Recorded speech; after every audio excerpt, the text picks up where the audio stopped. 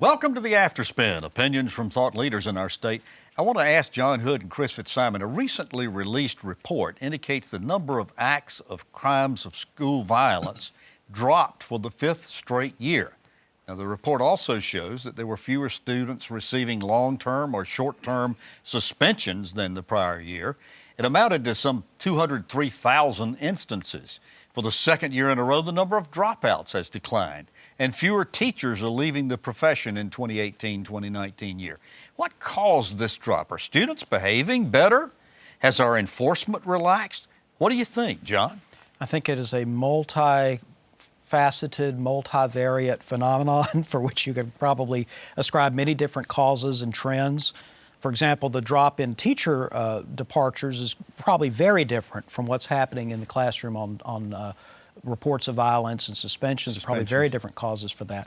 I think that there is certainly some evidence that there have been some de-escalation strategies and other policy changes that have changed how schools deal with violent incidents of disrespect to teachers and so forth. I am also concerned, though, that some of it may be a disinclination to suspend, a disinclination to report an incident. That we always have to be careful not to draw conclusions about reports of incidents, because the propensity to report is not stable. It can change according to how people feel they will be treated if they report an incident, if a suspension would be sustained by higher authorities. But I think in general, this is probably good news. Well, and I needed to add to this, because it was in the report, the number of in-school suspensions increased pretty dramatically during this period of time. So there have been changes in how we handle disciplinary actions. That's right. I think that's a very positive move, because it always struck me, unless there are obviously danger and violence, and those things are, without question, things that kids shouldn't be in school, I think we might have been too quick to send kids who are misbehaving home, which is in some ways what they want. I mean, if you think about it, they don't have to be at school. They don't have the opportunity to learn. They are not around their colleagues. So in-school suspensions makes a lot more sense to keep the kid in that environment, to try to work with them there instead of sending them home where you have no way to mentor them and fix that. So I don't disagree with much of what John said. We don't know enough after a couple years. We don't know exactly what's causing it, but I think we should welcome some good news, and I think we're getting a little bit in these reports. One of the things that occurred to me is you got 20 kids in the same school that are in-school suspicion, but you got one in grade 3, and you got another one in grade 6, and you got another one in grade 4.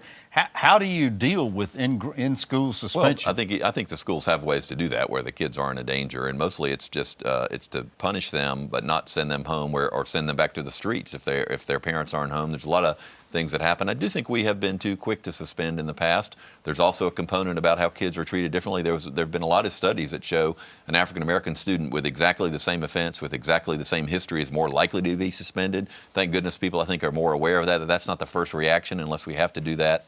So I think we should look at this as some good news. I look at it from the standpoint of the teachers, though, John. I mean, if I'm in a classroom and I'm trying to maintain order and be an administrator and be a health official and be an instructor of students, it's got to be a really frustrating kind of job at times.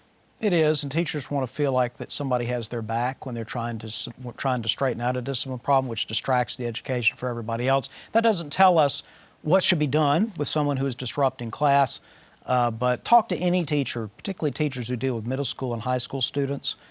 They feel like sometimes every day they walk in expecting to be insulted, cussed at, threatened, and no one wants to be in that situation. So you have to have appropriate responses to get control of the classroom. That doesn't mean you have to send people home. I think Chris makes a good point about the perhaps unintended and negative consequences of giving a 15-year-old exactly what she wants. Lord bless our public school teachers. Well, thank you for watching the Afterspin. We'll have more video all during the week on ncspin.com.